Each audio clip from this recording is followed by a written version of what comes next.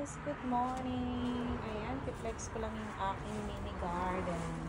So, ayan guys, ang aking bawang. So, garlic po yan.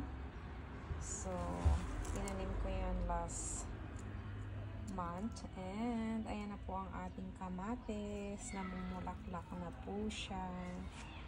So, ayan. So, and then, ayan naman po guys, ang aking mais. So, ayan, may dalawa tayong mais dyan.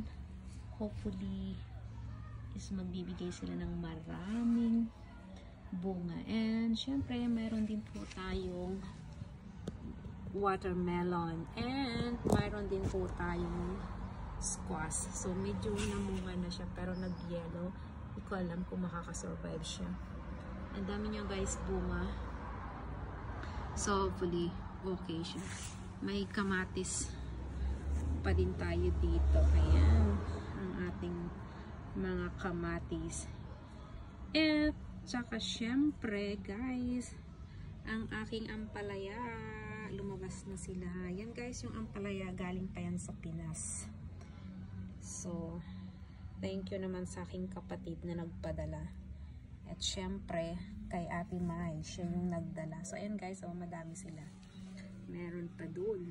So, ayan, ang dami. Ang dami-dami kong palaya. So, ang palaya po lahat yan guys. At normally, meron pa dito, pero hindi lumabas. Hindi ko alam kung anong nangyari. Pero hindi sila nakalabas. Pero ayan guys, satisfied na ako dyan sa aking ampalaya. So, ampalaya po yan lahat. Ampalaya niya. So, hindi ko alam kung bakit may mushroom siyang lumabas. Pero ayan. So, yan lang guys. And thank you for watching. Bye everyone!